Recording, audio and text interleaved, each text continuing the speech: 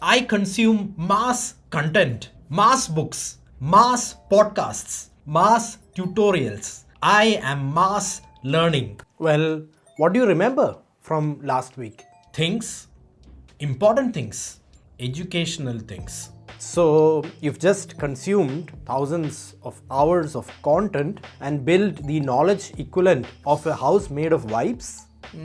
It's very informative house. Well, it has no walls, it's just wipes standing in a field. Okay, but I'm actually putting in effort. Yesterday, I spent 3 hours reading, 2 hours watching tutorials, and I even watched one podcast. That's a total of 6 hours of learning. That's 6 hours of consuming. Good job, but what did you actually end up retaining? I absorbed the concepts. Cool, name one. There was a framework, and someone said something about the economy, and I remember I agreed strongly with that person. You agreed with someone you can't remember? I remember the feeling of agreeing. Well, that's not learning. You're getting tingles and calling it education. Well, the tingles felt quite productive. Studies show you forget 90% of what you consume. You're not building knowledge, you're building a revolving door. But I highlighted everything. I even used 3 colors. Highlighting is not learning. Highlighting is coloring for adults who want to feel smart. But the colors are really pretty. Pretty and useless. Like a bookshelf in a YouTube background. Fine, tell me, what's actually wrong with how I'm learning? Learning has 2 stages. Consumption is stuff going in. Things like you reading a book, watching a tutorial, etc. But then there's also assimilation or digestion, which is ensuring that what you consumed stays. And the problem is you're obsessed with just stage 1. Well, because there's so much to learn, I even watch videos consistently at 2x the speed. Actually, you're speed running forgetting. You're not learning faster, you're forgetting more efficiently. But honestly, I do feel so productive when I do this. Consumption feels like progress, but the truth is it's not. You're eating without chewing, then wondering why you're intellectually malnourished. That's disgusting. You know what's also disgusting? Spending hours and hours with the aim of consuming and actually learning things, but then just forgetting all of it because you're not assimilating what you learn. That's actually the equivalent of mental vomit. So, how do I assimilate and digest what I learn? Different information needs different ways of assimilation or digestion.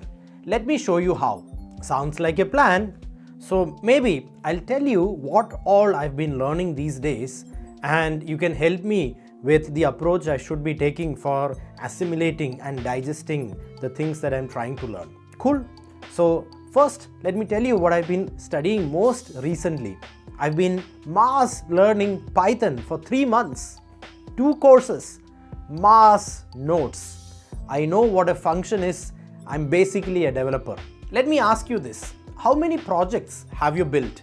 I'm still building the fundamentals, you know. You've been mastering fundamentals longer than it took to build the first iPhone. The fundamentals are just the door. You've been polishing the doorknob for 3 months? But I need to understand everything before I start. Coding is a doing skill. You digest it by writing terrible code today. What if I forget the syntax? Just ask ChatGPT or any other LLM. Nobody remembers syntax. Developers are just professional talkers with LLMs who know what question to ask and who understand logic. Okay, let me just finish this one course. You've been saying that since the instructor had hair. Close that tutorial, open VS Code, and build the worst app in history. That's learning. What if it's bad? It will be bad. That's the point. Bad code that exists in reality, which you can actually see, beats perfect code that's theoretical and has never been written. Alright, so I get how I should be learning to code. Let me tell you about math. I've been studying that as well. I've been reading the textbook. How many problems have you solved? Well, I'm trying to understand the concepts first. Math is not a spectator sport. You understand math by doing math wrong and figuring out why. But the textbook explanations, useless without application. You're watching cooking videos and calling yourself a chef. I wrote down all the formulas. At this stage, the formulas you have written down are just shortcuts for understanding which you don't yet have. You're using cheat codes for a game you've never played. So I should just do problems? Immediately. Read concept, do a problem or multiple problems. Get it wrong, figure out why. The confusion is the learning. Math feels so hard. Math feels hard because you're learning it passively. Nobody learns math passively. You fight math. You lose. Eventually, you reach a truce. Cool. I give it to you for Python and math, but what about history? I have a history test coming up and I've read the chapter 5 times. 5. Cool. So let me ask you this. How did World War I start? A guy got shot and alliances. Everyone was angry. War happened. You read it 5 times and your answer sounds like a child talking about a fight in their backyard. There were so many countries. You're reading sequentially, but history isn't sequential. It's a web. You need to map the connections. Map? How did nationalism create tensions? How did alliances turn one assassination into a world war? Connect the dots. When you see the web, you understand. When you see paragraphs, you're just memorizing soup. So you mean like a conspiracy board? History is conspiracy. Just accurate conspiracy. Get the red strings and connect the dots. That's how you learn it. But what if it's completely new, like economics? Nothing to practice, nothing to map. What do you already know? Nothing. That's why it's new. Supply and demand. Scarce things cost more. Common things cost less. Okay, basic. Ever booked an Uber on New Year's Eve? Surge pricing, $200 for a 1 kilometer ride. Robbery. That's supply and demand. Few drivers, high demand, prices explode. You just learned economics through your trauma. My Uber receipts are educational.